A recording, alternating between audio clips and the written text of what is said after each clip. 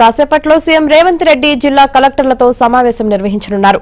రైతు భరోసా, ఇందిరమ్మ ఆత్మీయ భరోసా, రేషన్ కార్డులు, ఇందిరమ్మ ఇల్లు అంశాలపై చర్చించి కలెక్టర్లకు దిశానిర్దేశం చేయనున్నారు. 26 నుంచి పథకాల అమలుకు ప్రభుత్వం కసరత్తు చేస్తోంది.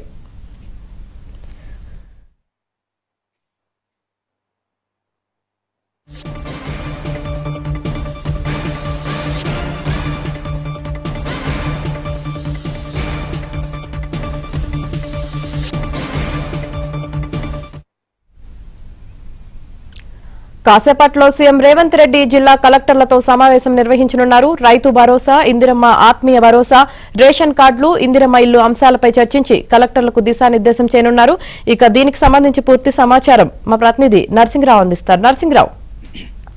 ఎస్యామిని మరి కాసేపట్లోనే కలెక్టర్లతో సీఎం రేవంత్ రెడ్డి సమీక్షా సమావేశం ప్రారంభమవుతుంది. ఇప్పటికే ముఖ్యమంత్రి సచివాలయానికి చేరుకున్నారు, జిల్లాల కలెక్టర్లు కూడా సచివాలయానికి చేరుకున్నారు. కొద్దిసేపట్లోనే ఈ సమావేశం ప్రారంభమవుతుంది. నిజానికి ఈ సమావేశం అత్యంత కీలకమైనటువంటి సమావేశం అని చెప్పొచ్చు. ఎందుకంటే ఈ నెల 26వ తేదీ నుండి కొన్ని ప్రతిష్టాత్మకమైనటువంటి పథకాలని రేవంత్ రెడ్డి సర్కారు ప్రారంభించబోతుంది. అందులో ప్రధానంగా రైతు భరోసా ఎకరానికి 6,000 రూపాయలు, సంవత్సరానికి 12,000 రూపాయలు ఇచ్చేటువంటి రైతు భరోసా పథకాన్ని ఎన్నికల్లో ఇచ్చిన హామీ మేరకు ఈ నెల 26 నుంచి ప్రభుత్వం ప్రారంభించబోతా ఉంది. సో ఈ నేపథ్యంలో ఈ రైతు భరోసాని సమర్థవంతంగా ఏ విధమైనటువంటి ఇబ్బందులు లేకుండా అమలు చేయడం కోసం కీలకమైనటువంటి ఆదేశాలని, ఆ సూచనలని ఈరోజు కలెక్టర్ల సమావేశంలో రేవంత్ రెడ్డి చేయబోతా ఉన్నారు.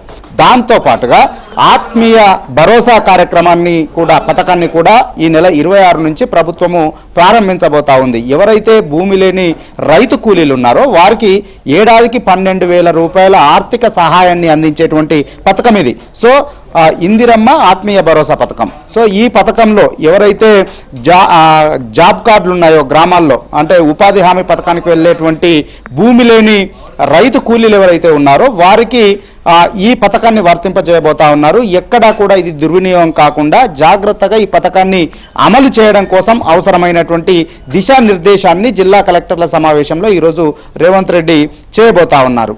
దాంతోపాటుగా కొత్త రేషన్ కార్డుల అమలు, కొత్త రేషన్ కార్డులు ఇచ్చేటువంటి ప్రక్రియ కూడా జనవరి 26 నుంచి ప్రభుత్వం శ్రీకారం చుడుతూ ఉంది.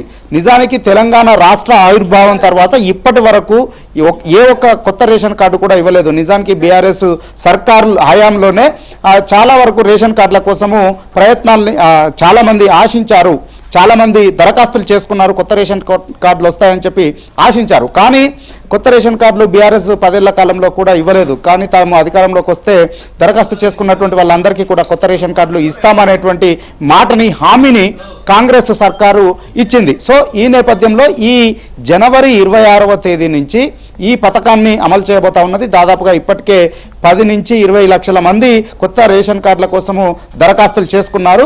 సో వారి స్క్రూటినీ పూర్తయింది. సో జనవరి 26 నుంచి కొత్త రేషన్ కార్డుల ప్రక్రియ కూడా ప్రారంభమవుతుంది. సో ఈ ప్రక్రియలో కూడా ఎక్కడ ఏ విధమైనటువంటి అవాంతరాలు లేకుండా లబ్ధిదారులందరికీ కూడా, ఎవరైతే అర్హులు ఉన్నారో వాళ్ళందరికీ కూడా రేషన్ కార్డులు ఇచ్చేటువంటి విషయంలో చాలా జాగ్రత్తగా వ్యవహరించాలని చెప్పి ఈరోజు సమావేశంలో జిల్లా కలెక్టర్లతో సమీక్షా సమావేశంలో చర్చించబోతా ఉన్నారు ముఖ్యమంత్రి రేవంత్ రెడ్డి. ఇక దాంతో పాటుగా మరొక కీలకమైనటువంటి పథకాన్ని కూడా ఈ నెల నుంచే అమలు చేయబోతా ఉంది ప్రభుత్వం. అందులో అది ప్రధానమైనటువంటిది ఇందిరమ్మ ఇండ్ల పథకం. ఈ ఇందిరమ్మ ఇండ్ల కోసము ఇప్పటికే దరఖాస్తులని ప్రభుత్వం స్వీకరించింది, వాటన్నింటినీ ఆన్లైన్ చేసింది, స్క్రూటినీ కూడా చేస్తుంది. లబ్ధిదారుల ఎంపిక ప్రక్రియ కూడా దాదాపుగా పూర్తిగా వచ్చింది. ఈ ఏడాదిలో దాదాపుగా 4.5 లక్షల ఇల్లు, ప్రతి నియోజకవర్గానికి 3,500 ఇందిరమ్మ ఇండ్లు అని చెప్పి నిర్ణయం తీసుకుంది, ఇవ్వాలని చెప్పి నిర్ణయం తీసుకుంది. ఆ మేరకు దరఖాస్తుల స్వీకరణ పూర్తయింది. ఎంపిక కూడా, లబ్ధిదారుల ఎంపిక కూడా దాదాపుగా ఎండింగ్కి వచ్చింది. సో ఎక్కడా కూడా అవకతవకలు జరగకుండా లబ్ధిదారులందరికీ కూడా మొదటగా రూరల్ ప్రాంతాల్లో, అంటే అన్ని గ్రామ ప్రాంతాల్లో, పట్టణాలలో తర్వాత ఇవ్వాలని చెప్పి డిసైడ్ అయింది హైదరాబాద్ నగరంలో ప్రధానంగా.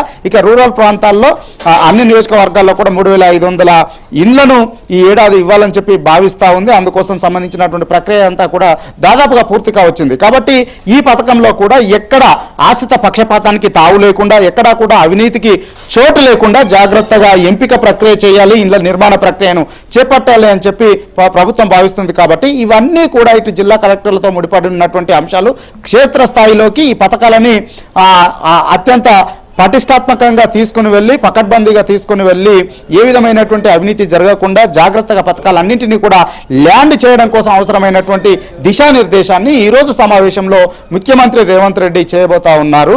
సో ప్రధానంగా వీటి కోసమే ఈ సమావేశాన్ని నిర్వహిస్తూ ఉన్నారు. మరి కాసేపట్లోనే జిల్లా కలెక్టర్లతో రేవంత్ రెడ్డి సమావేశం ప్రారంభం కాబోతుంది. Yamini. Right, thank you Narasimharao.